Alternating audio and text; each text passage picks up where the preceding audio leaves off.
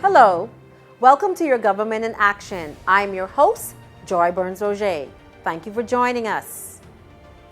It is with deep sorrow the royal family announced the passing of Her Majesty Queen Elizabeth II on September 8, 2022. We joined the royal family, the United Kingdom, the Commonwealth of Nations, and the world in the mourning of her passing. Her Majesty Queen Elizabeth II was born April 21, 1926, and became Queen of the 7 independent Commonwealth countries at the age of 25 after the passing of her father in February of 1952. Her reign of 70 years and 214 days is the longest of any British monarch and the longest recorded of any female head of state in history. Please join us in a moment of silence as we honor the memory of Her Majesty Queen Elizabeth II.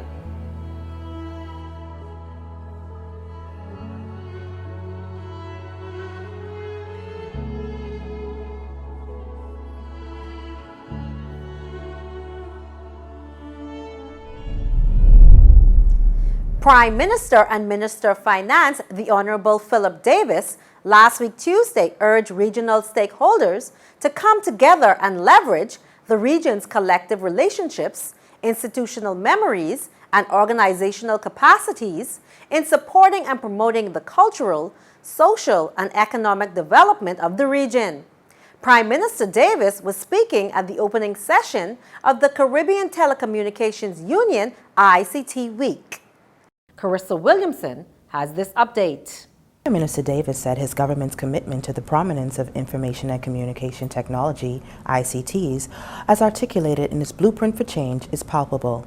The Prime Minister said the government has already undertaken a number of initiatives that are part of an overarching plan of his administration to create a thriving digital society in country, while simultaneously building stronger communities throughout the Bahamas. Mr. Davis said the August 13, 2022 launch of the Park Connect project, which will provide free Wi-Fi to citizens throughout the country, was significant to the overall plan as it will help to better support e-government services while providing greater access to education and skills development.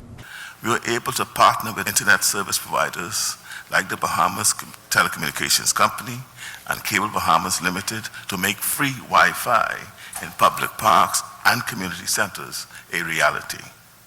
The recommissioning and upgrading of 47 public parks in this pilot project is in keeping with my government's goals of creating both a thriving digital society and stronger communities.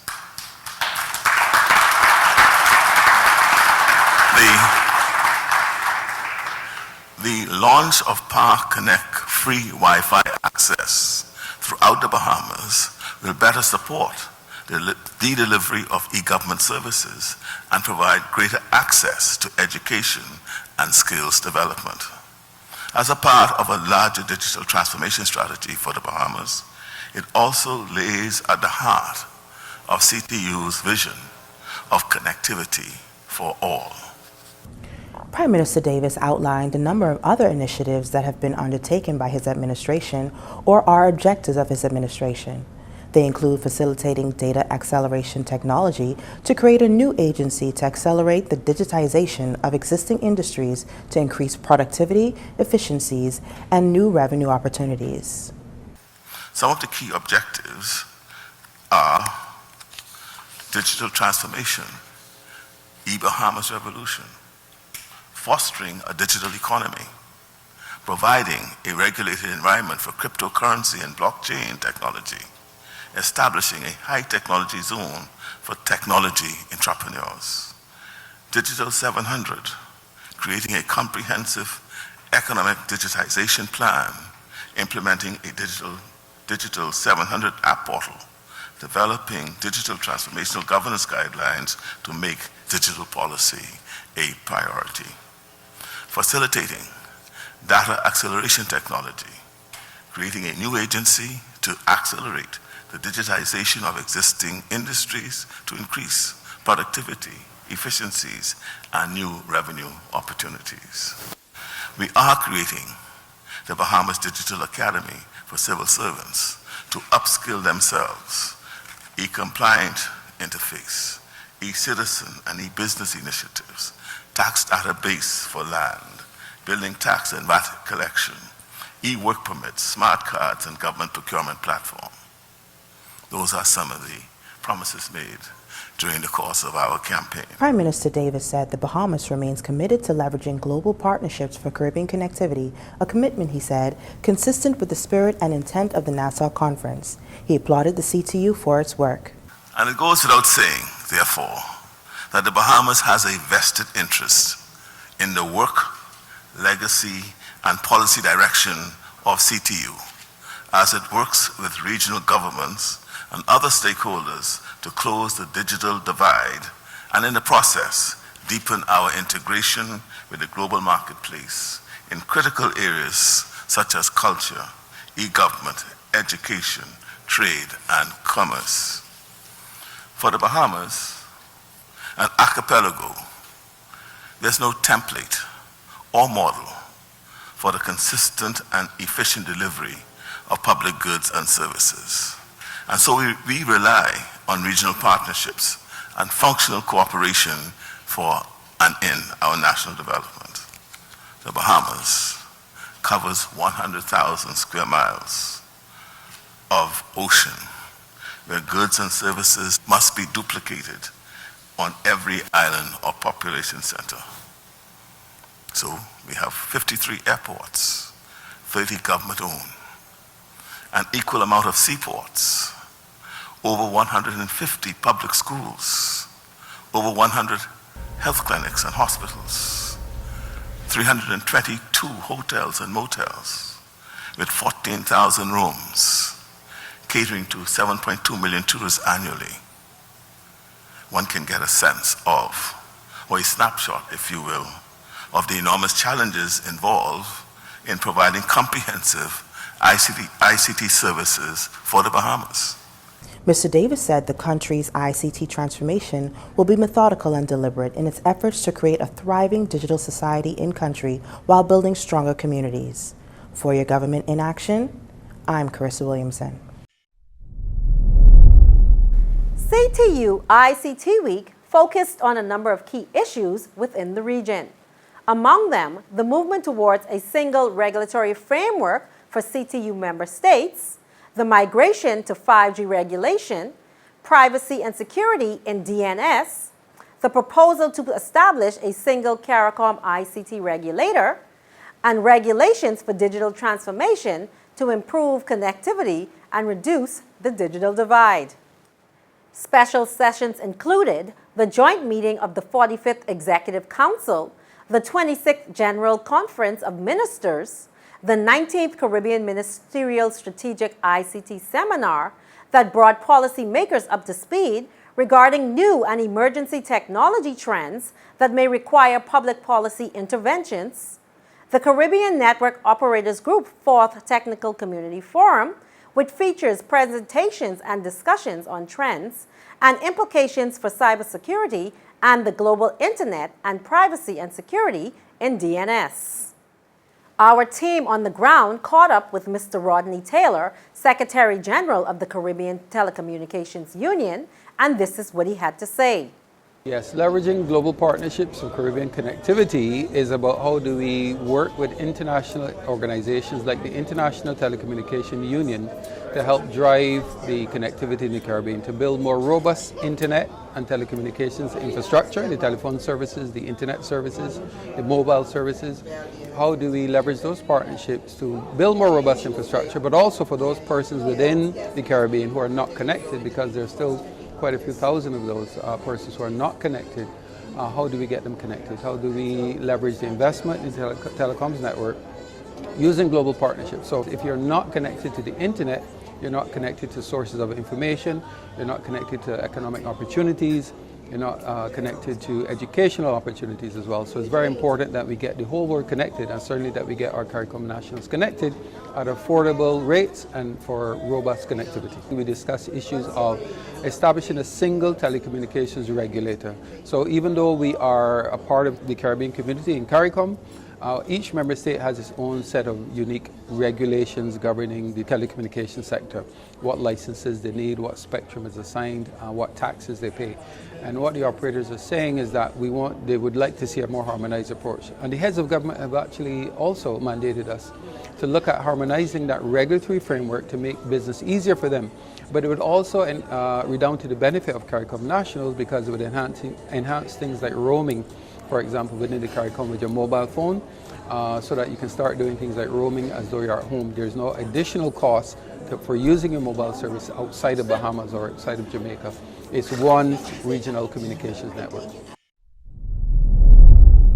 Prime Minister and Minister of Finance, the Honorable Philip Davis, announced during his keynote address that the Bahamas will be seeking 2 key positions at the upcoming ITU Plenipotentiary Conference scheduled for Bucharest, Romania. Bahamas Ambassador to the International Communication Union, His Excellency Leon Williams, spoke to the significance of those candidacies to the Bahamas and the region. ITU decides on where the satellites are in orbit. The ITU ensures that your phone could roam, and whether it's an iPhone or Samsung, they're all built to the same specification. And whether you're here in the Bahamas or you're in Japan, they will work. So for the ordinary behemoth, everything that we do is standardized. Even simple things like the frequencies for your key to open your car door, those are all standards. So you took your car, bought the car here in the Bahamas, you bought it in the United States, you bought it from Europe. It'll work when it comes inside the Bahamas. And it will not cause interference with television signals or with satellites, or it wouldn't cause interference with your Wi-Fi. And so it is the ITU sets all these standards for the ordinary behemoth things that happen. We don't see the background, why it happens and why it works as well. That is the job of the ITU. So the Bahamas has 2 candidatures. One is to get re-elected to the ITU Council. The ITU has 193 member states, countries as its members. There are 48 council seats. And so there are 9 seats in the Americas. So the Bahamas want to get on, because if the Bahamas does not get back to council, there will be no representation of the English-speaking Caribbean. The Bahamas represents the Bahamas as well as CARICOM at the ITU. So we need the Bahamas to get re-elected.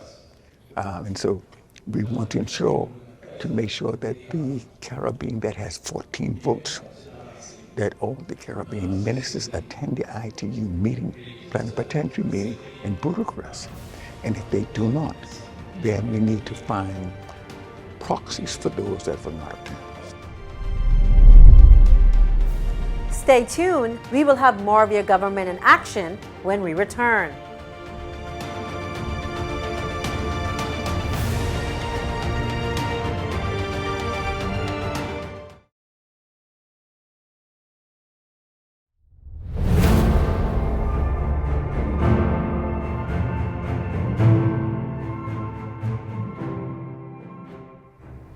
Welcome back.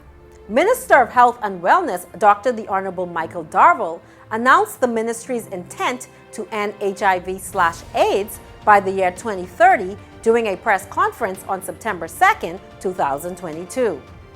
Minister Darville said that this is possible as they continue to work closely with global and national partners, including the World Health Organization, the World Bank, and UNESCO.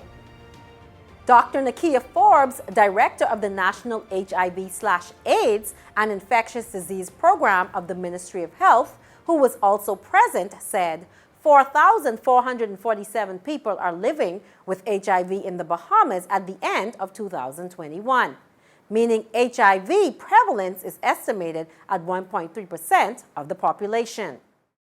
The HIV/AIDS Progress Update revealed these statistics. 4,447 people living with HIV in the Bahamas at the end of 2022. HIV prevalence is estimated at 1.3% of the population. Newly reported HIV diagnoses decreased by 53%. 285 new cases in 2010, and 133 new cases in 2019. In 2021, 94% of the people living in the Bahamas with HIV knew their status. 73% of them are on treatment.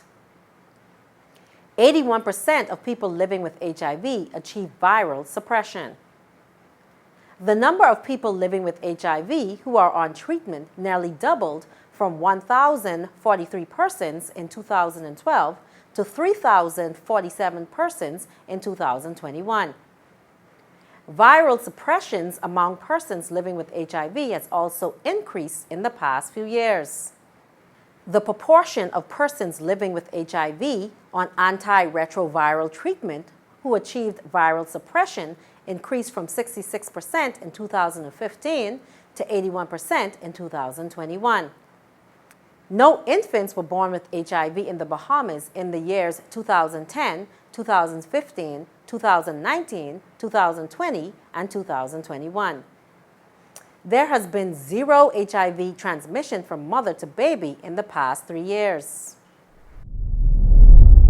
Minister of Social Services and Urban Development, the Honorable Obadiah Wilchcombe, told participants attending the CTU ICT morning sessions for persons with disabilities workshop that technology is the equalizer for all citizens of the world and especially for persons with disabilities. The workshop featured hands-on sessions for persons who are blind or visually impaired, deaf or hard of hearing, and also persons with mobility challenges to demonstrate in a tangible manner the impact ICTs can have on their lives, thus leading to greater independence and inclusion. Matt Mora tells us more. Mr. Wilchcombe said the Davis administration is going to define equality for persons with disabilities by the action it undertakes to promote equality, accessibility, and inclusion, and not just by their words and/or speeches. The Social Services Minister said there are countless persons with disabilities who've done remarkable things both here in the Bahamas and around the globe. Governments must set the example. We must set the example. That is why I'm celebrating my good friend and colleague, Pierre Glover-Roll, who's in the public service, who's been able to cause for the employment of 50 disabled persons in the first instance, and more to come. Within my own ministry,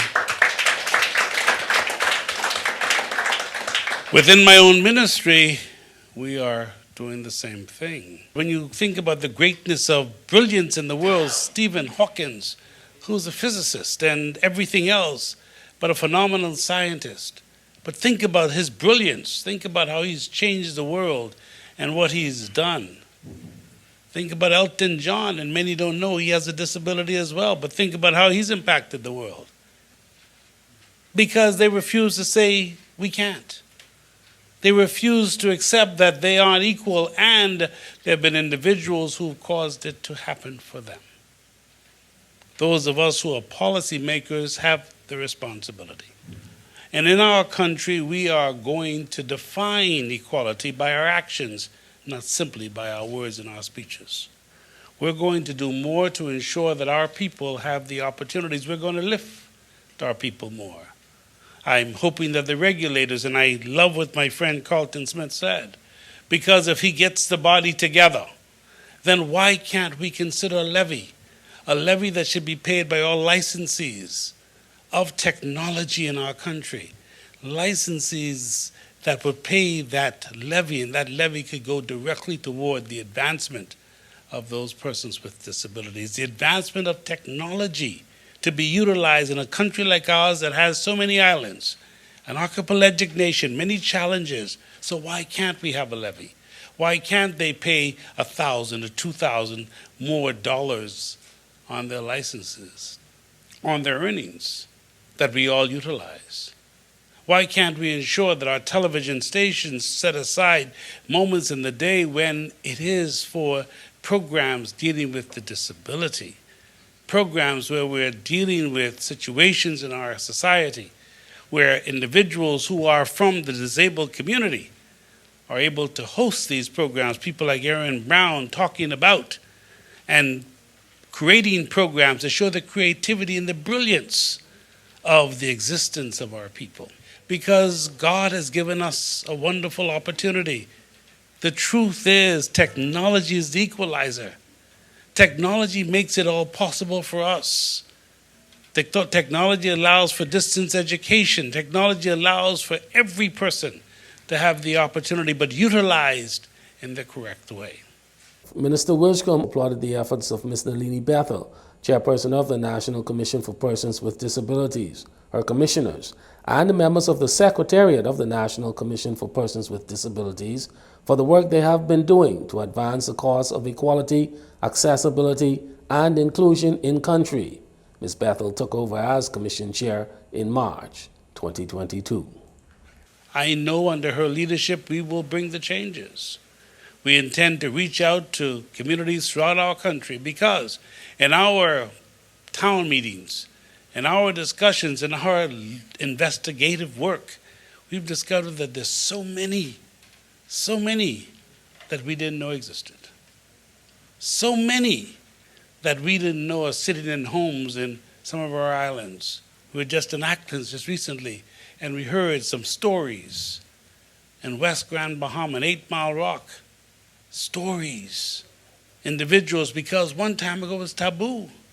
Didn't want to talk about it. We were ashamed to talk about it. Ashamed to talk about the gift that God gave us.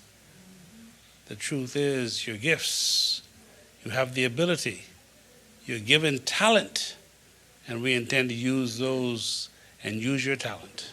CTU ICT Week 2022, the Bahamas, was held at the Margaritaville Beach Resort, West Bay Street. The Bahamas is the birthplace of the CTU, which was formed here in Nassau in 1989. For Your Government in Action, I'm Matt Mora.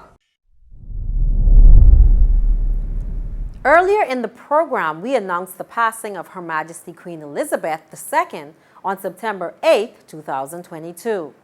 According to the royal family's line of succession, taking the place of monarch will now be His Majesty King Charles III, whom is the eldest child of 4 children. King Charles served as the longest heir apparent in British history, and at the age of 73 is the oldest person to assume the throne. The king ascended to the throne on Thursday, the 8th of September 2022, and was formally proclaimed king on Saturday, September 10th, 2022. That is all for this week. Thank you for joining us. Tune in next week for another edition of Your Government in Action. I'm your host, Joy Burns-Roger. Good evening.